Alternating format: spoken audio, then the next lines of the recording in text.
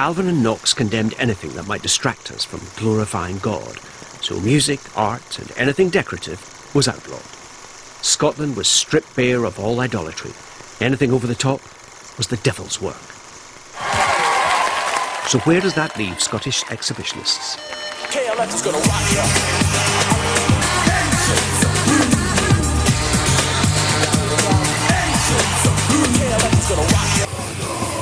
Bill Drummond first found success with his band KLF, who refused to take themselves too seriously, despite the pretensions of the music industry.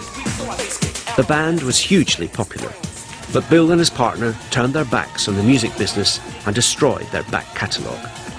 They also notoriously burnt £1 million, but did so discreetly. Calvin would surely have approved.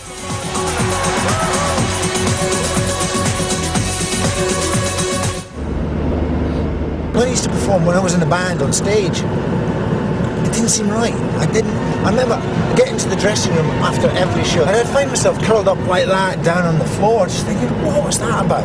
What are we doing? And I've never been interested. I mean, you're going to think it's stupid of me saying it. Here I am on television talking to people, but in having me as a personality, me as a recognisable face, it was never particularly that. It was always the work that I was wanting to put forward.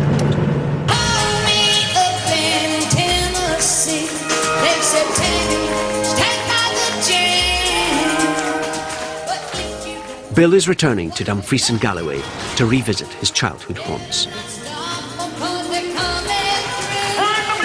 I remember my father wrote a book of poems in the war, during the war, and it was published as a soldier in Africa. He didn't even put his name to it. He considered. I remember asking him about this. He says, "No, that would be not right. You know, wanting to, you know, my experience as a soldier in Africa was no different to anybody else's. So I wasn't seeking any whatever for doing this."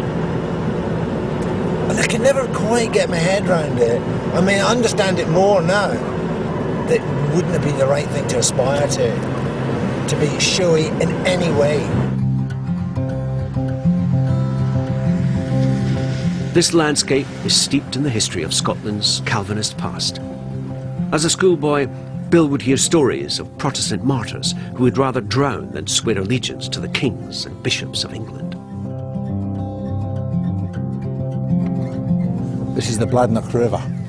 It's flowing into the Wigton Bay here. We're at the old harbour in Wigton. It's high tide just now. And when the low tide is out, you get these great expanses of sands, quicksands. When I was a kid, we were all really scared of going out in the quicksands, and we'd hear about children that had got lost out there and drowned out there. But the main thing that held our imagination was the story of Margaret Wilson, who'd been tied to a stake out here in the Wigton Bay at low tide, and for the tide to come in and to kill a form of capital punishment. The story of Margaret Wilson's death troubled Bill and his friends. But the pre-Raphaelite painting which immortalised her worried them even more. Millet's portrait of this godly woman was everything they'd been brought up to distrust in Calvinist Scotland. I was surprised that our teacher had a print of it up at the school, because all that auburn rolling down hair, all that kind of that pre-Raphaelite stuff was just so against what we knew to be right. Bill grew up in Newton Stewart, where his father was the Church of Scotland minister. Growing up in the manse, you know, I learnt the political structure of the Presbyterian Church was that it was from the people up. The people elected the minister. John Knox was a hero. You know, he stood up to the king, he stood up to London, he stood up to the powers above that were telling us how we should behave. Now we're off to Murray's Monument, which will be the last stop on my tour of local Calvinism.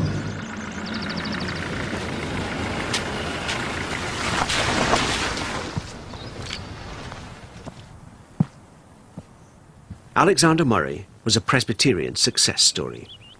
Taught to read by his father using the Bible, he became an influential scholar and an example to young boys that life was not to be wasted.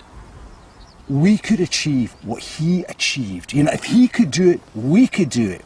All you had to do was work hard. And that stood for something. I mean, it somehow embedded itself into my head and into the heads of the other lads and the girls in my class. And that stays. It doesn't go. There's that cliche about the Jesuits, you know, give me the boy until he's 7 and we'll show you the man. Well, it seems like Calvin had me until I was 11, but I guess he's got me for the rest of my life and there's nothing I can do about it.